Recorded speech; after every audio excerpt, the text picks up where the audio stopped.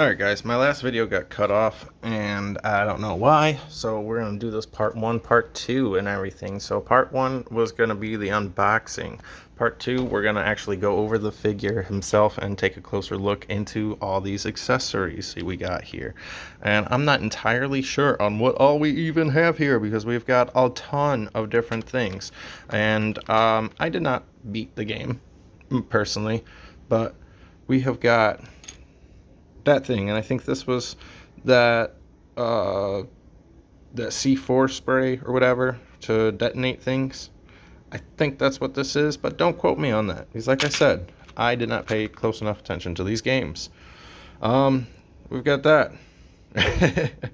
I'm not entirely sure what all these pieces are, because honestly, I really don't care too much. I think this is that little scanner thing that scanned all around. I wish we would have had like some kind of little like display for it, but... And I believe this is like a little sonic grenade or something. That's what I'm going with. Calling it the Bat Sonic Grenade. Sounds good enough to me. We have got this weird grapple here. And these pieces actually pop out. And we actually have extended grapple lines, so you could grapple onto something if you wanted to, and there is 2 of them, and we have quite a few things that we could plug that into. So before we lose this, plug this back in here. Hold on a second, I'm up close and out of focus of anything for you guys, but we're getting there. So we also got this, also same thing with it. And the way that some of these are set up, I feel like you can actually plug them into each other or something. That seems... well, that doesn't look like it has a secondary thing for that. But a lot of these have like the 2 prongs at the back. And I'm wondering if this gun here... The thing I don't like about this is that there's no backside to it. And I think it's because this all folds up into it. Or maybe not. Looked like it did at first, but yeah, it looks like it's supposed to fold, but it looks like it's just manufactured that way, so it looks like it has the hinge joint, and that's supposed to fold back into this. And yeah, and I tried messing about to see if something would fit in this little slot, and nothing really does, so I think this is just what we're stuck with. And you want to pose it like this with it. Hold on. So we also have 2 remote control batarangs. I believe these are the remote control ones. And they do not actually twist around. You can't adjust them. Like, that's just how they are. And there's 2 of those. And then we've got this one here. And we can plug both of those grapples into it. So as far as accessories, that is everything we've got here, except for what we had here, which we set up into his hand there. And that is my favorite batarang, right there, the Batman Beyond one. And then also, as far as accessories, we get the wings. And then we do have an alternate face that's just a flat black with no actual face, and they are just magnetized in. And I had the same problem with the Michael Keaton with the face plates and everything, where the glue isn't the best on those magnets, so you might find yourself having to re-glue in those magnets. As I pulled this one out, the alternate faceplate here, and like I said, it's just flat black, like no definition and everything, so it changes from having the facial feature to just being flat black. I do not like it, it looks weird, so I don't really care, but the little magnet fell out as soon as I grabbed it. Not a big deal to me because I don't plan on using it. Like I said in the previous part 1 to this video, this is the little back piece. And if you look back here, it just plugs right in there. And it's real nice and simple. I could even pull this out right now, but it actually stays in there pretty well. And I think I'm going to keep him posed like this because I really like it.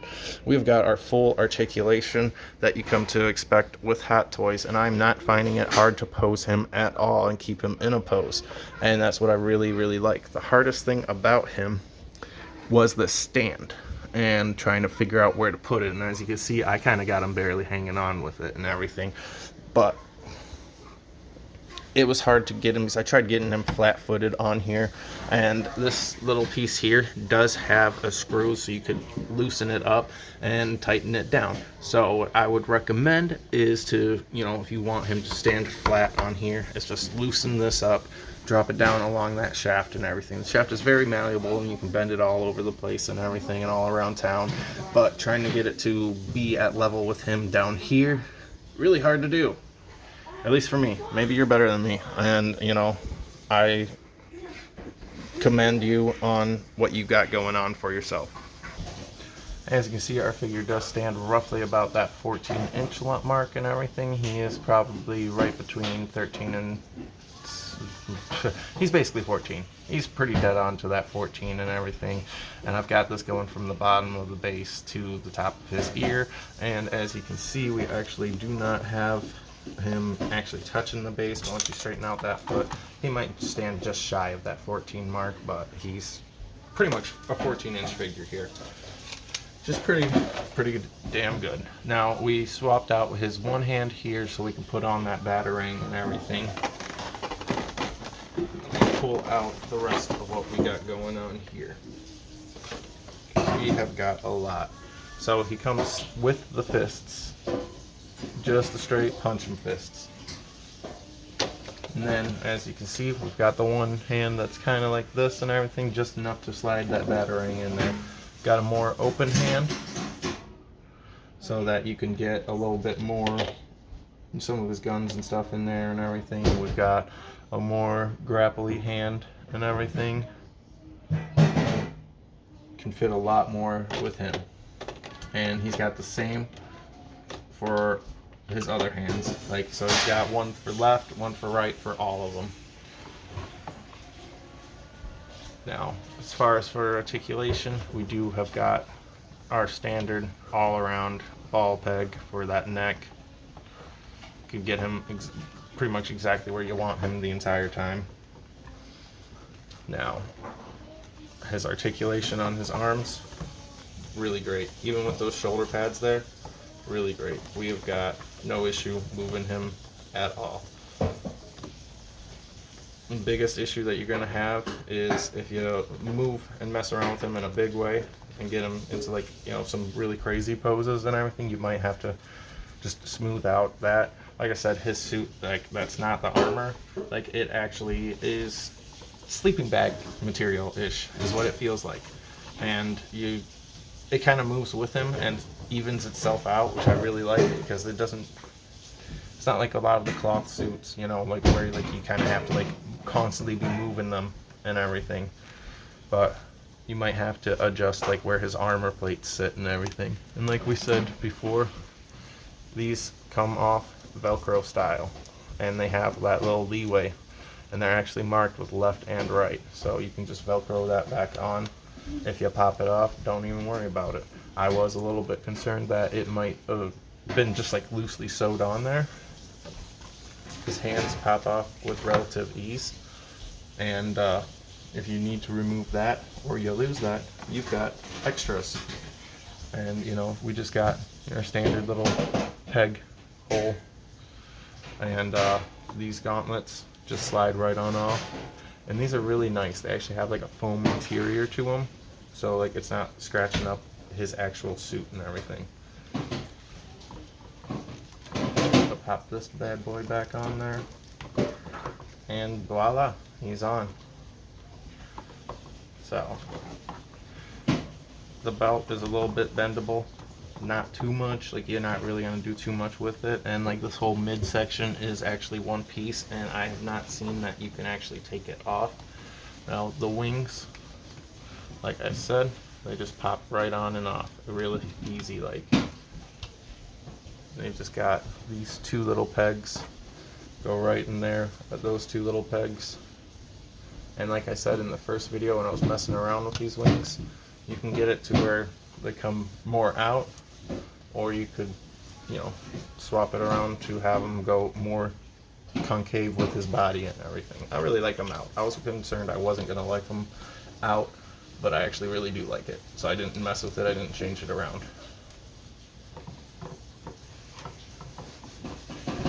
Now, as far as what I'm going to do with posing him and everything, we didn't even go over his legs movement, but he's got your standard leg movement. The only thing is, you're not going to go full splits, because that is taunt as fuck right there. So you're not going to get him to go full splits, but let's be honest, there's not really much reason why you'd want to. As Batman, he doesn't need to be doing a bunch of splits.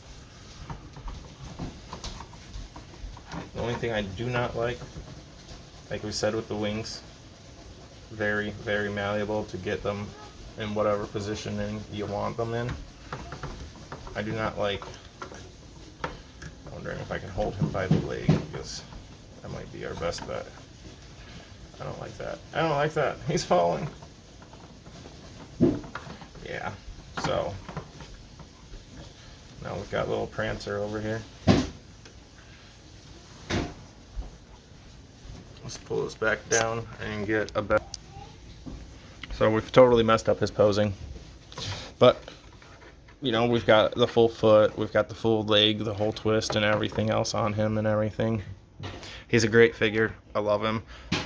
He's got kind of an overwhelming array of accessories, and I do think it would be cool to set him up with a grappling gun and, like, you know, an extended one, and have it plugged into something, you know, plug it, like, you know, hit it on like another figure or something, like catch a figure.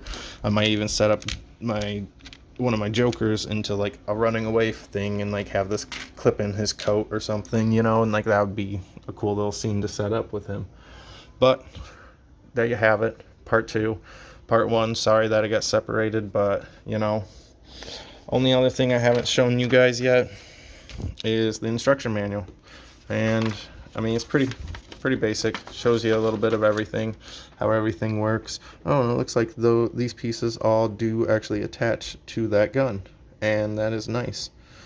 So yeah, that's actually cool. You can set everything all up. That is cool. Yeah, it says right there, it does not bend backwards. So, and it even tells you what hands to use with what things. That's cool. That is cool. Tells you about the different parts that come off and everything. Warns you that it's sharp. Tells you how to swap out his faceplate, and as you can see, I don't like that one. I would prefer seeing the face. Tells you about the wings, how to set them up. Tells you about the spikes being pointy. Tells you about how these things come off. Tells you that about how much of a range you're going to get on everything. And I don't feel like all of these are 100% accurate, but I feel like you can get more than a 90-degree twist on that arm. But you know, who knows? So there you have it. You got Batman Beyond. Now I'm going to set him up, mess around with him, pose him into something a little bit less ballerina, and put him up for display. Thank you guys for taking the time to watch.